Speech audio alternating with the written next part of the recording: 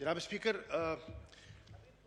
फाजिल member ने जो senate की रिकमेंडेशंस का तज़किरा किया है, मैं सबसे पहले आपकी इजाज़त से सेनेट ऑफ पाकिस्तान का शुक्रिया अदा करना चाहूँगा कि उन्होंने बजट पर सैर हासिल गुफ्तगू की और अपनी सिफारिशात कौमी असम्बली को भेजी, क्योंकि ये बिल उनके ज़िम्मे में आता नहीं है। ये इख्तियार इस ऐवान का है, इस पर अपनी राय और अपनी आरा कायम करना।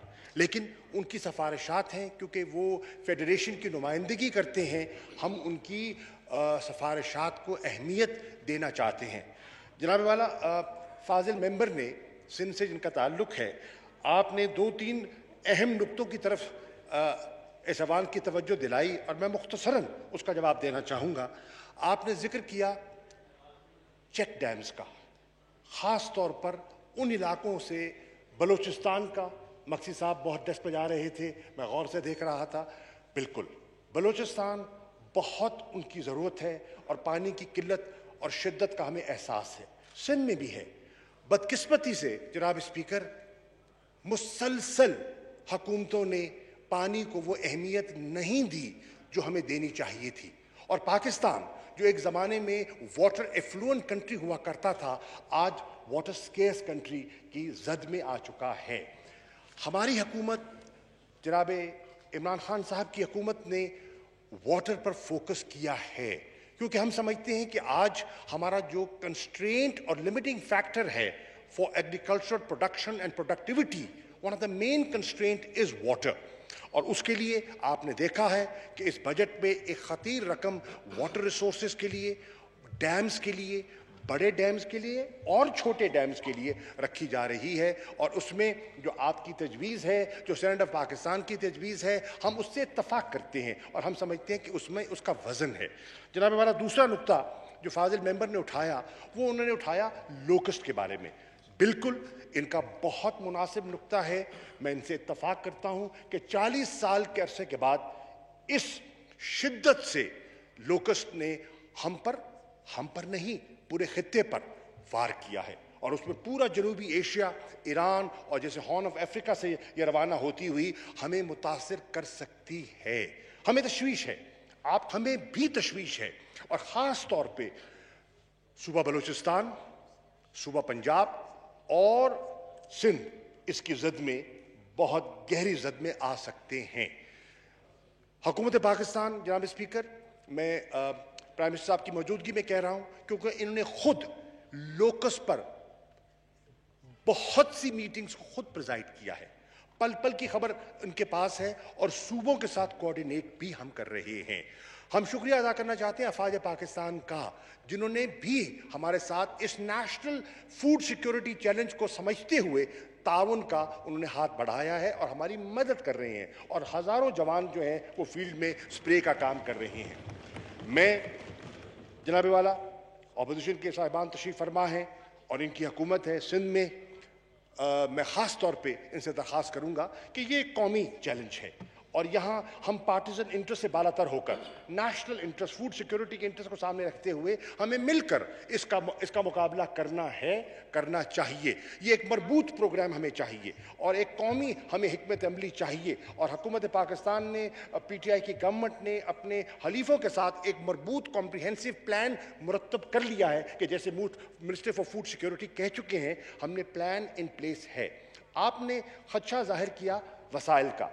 मैं आपको और इस ऐवान को अश्योर करना चाहता हूं कि लोकस के चैलेंज से नबुर्द आजमा होने के लिए इंशाल्लाह वसाइल की कमी नहीं आएगी और हमें जो करना पड़ा हम इसको करेंगे, क्योंकि हमें पता है कि फूड सिक्योरिटी की हमारे लोगों के लिए उसकी क्या अहमियत है। आपने फिर जिक्र किया अभी फर्टिलाइज़र का और सब्सिडी का।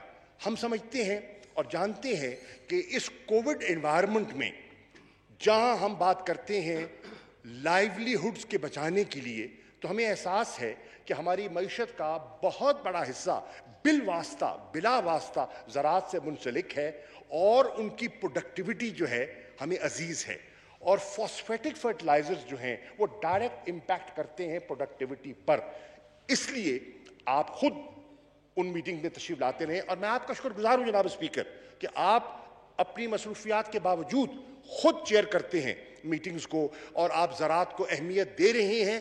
ज़राअत, मैं बताना चाहता हूं, इस हुकूमत की तरजीहात में से एक तरजीह है और जो 3 सेक्टर्स वज़ीर आज़म की प्रायोरिटी लिस्ट में हैं उसमें ज़राअत एक सेक्टर है जो प्रायोरिटी लिस्ट पे है और फर्टिलाइज़र सब्सिडी जो है वो हम बहस कर रहे हैं।